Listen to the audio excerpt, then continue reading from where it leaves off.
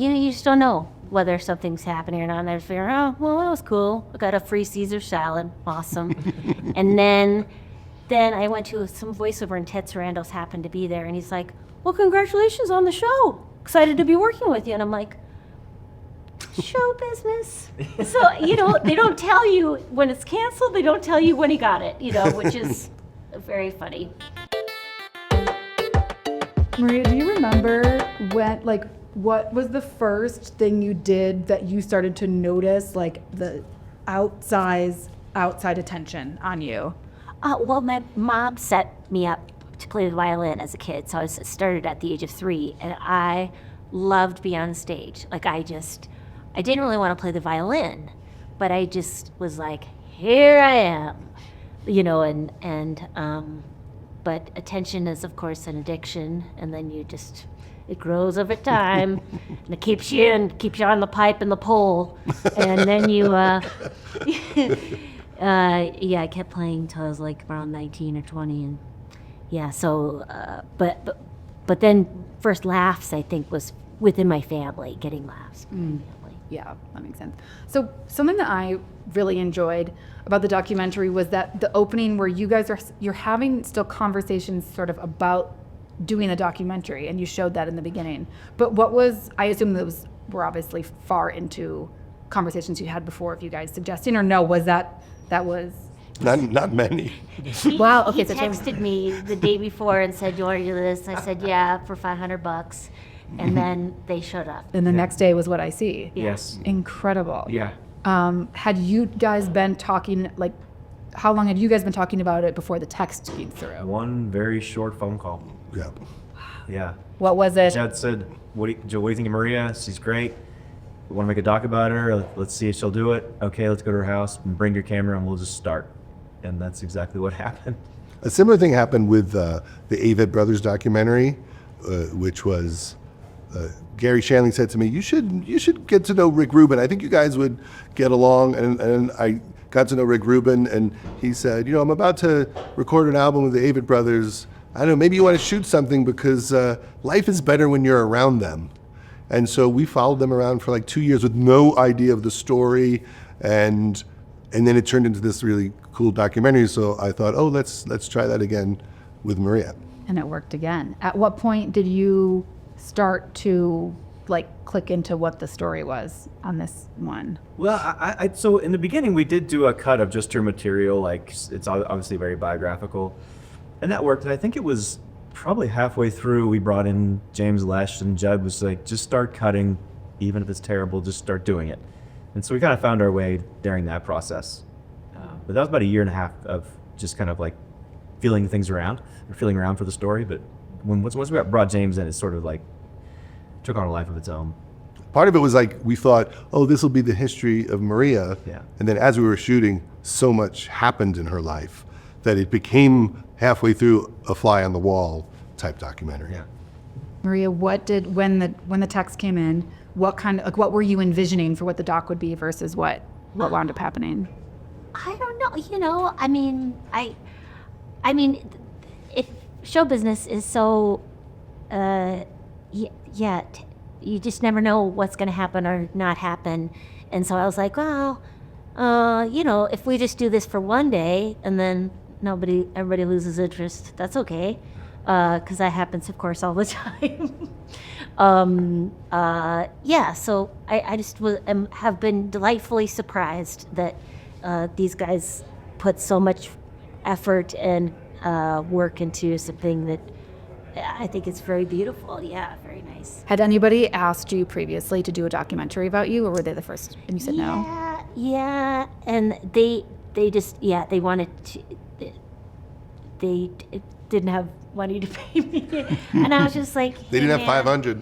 They didn't have 500 or a banana, and and I was just like, hey man, I'm old. We're in the back 9. I don't want to be filmed unless there's some sort of delightful monetary amount. You demanded Melania Trump money. I did. You said, if I don't get $40 million. And I want dermabrasion, and I want blading of my face, And I want wigs. You want the salmon sperm treatment? Salmon sperm. That's the new cutting edge.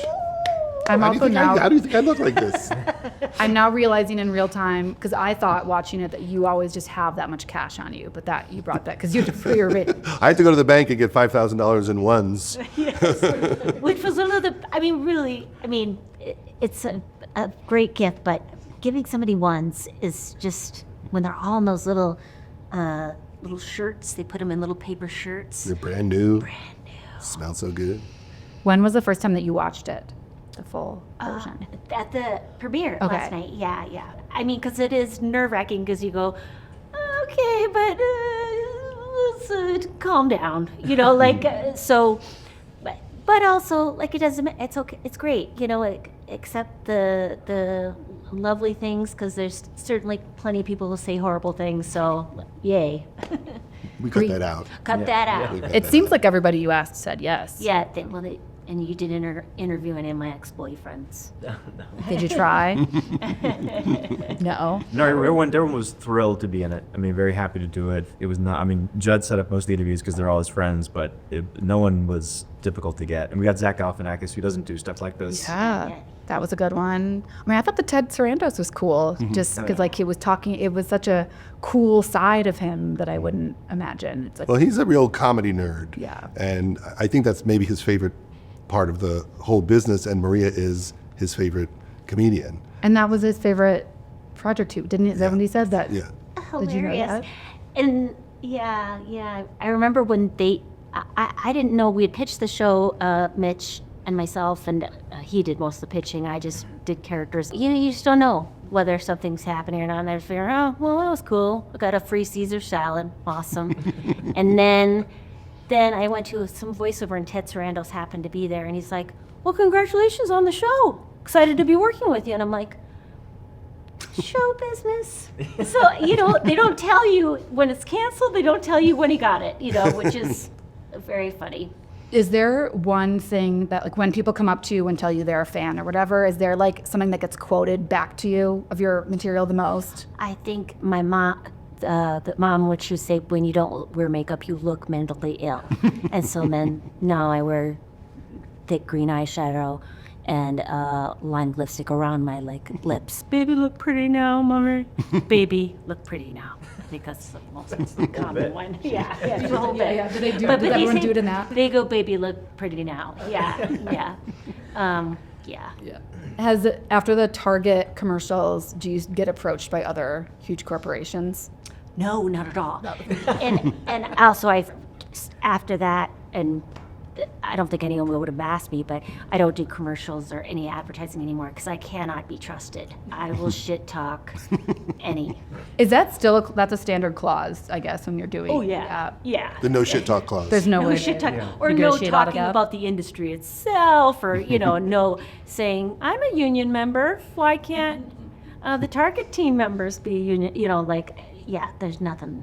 Well, I think you made the right choice. Isn't Target where they station all the ICE troops these days? Oh yeah, the Jesus. PR has gotten much worse than when Yeah. you just. Yeah, it no. almost You were ahead of flipped your what they were time for doing. bailing. Well, thank you very much. You dodged a bullet. What is a note? Either, I guess it could be from a director, it could be from a studio, or it could be a note that you give. What don't you want to hear again? Can we pace this up? Pace this up. Oh. Can we dumb it down so if someone is on their phone Yeah. looking at X and talking to Grok, they still understand the story because the story is so simple that they can understand it without actually listening? Yeah. or every 5 minutes can someone say, this is a documentary about Maria Bamford. Just that language so they know they're... Like a public radio reset in case anyone's just turned on the car. Wait, KPCC. Oh my God, that's insane. I think that, yeah, sometimes I've been told I'm too over the top as an actor. Yeah, take it down a notch. Why? Why take it down? So that's. And lastly, what has been or was your most feasible backup plan career-wise at any point in your life? I just trained to be a 911 operator for, or not, no, sorry, 988 operator for suicide hotline. And you can get $25 an hour to do that. And yeah, get a certificate, get out there. But yeah, I always think, I like to think of different jobs that I can do. And I'm fairly good as a personal assistant. I did it for many years. And I'm not the greatest, but I'll do in a pinch. Do you have a backup? You know, I like being a busboy at El Chorrito. Jorge said I was one of his best, and I enjoyed that more than a person should enjoy such a job. I just thought it was fun to like try to say something amusing to every table all night long, just for myself, just to be really like the obnoxious, chatty busboy. That's a good one. I have friends with like properties and stuff, and there's been days where you go out and clear trees and brush, and I do think I could be a guy who runs land if that's a job. Like Landman. Landman! Nate, Clears trees. Billy Bob Thornton land. But it's like manual labor, but I'm not good at manual labor, so I probably wouldn't be good at it. But I fantasize about A supervisor. I could be it's like I could be a guy that works with my hands. Yeah, I Okay. can't do that. Viable options. I like it. Well, thank you guys so much for you coming so and much. chatting. I appreciate Thank it. you. You. Thank you.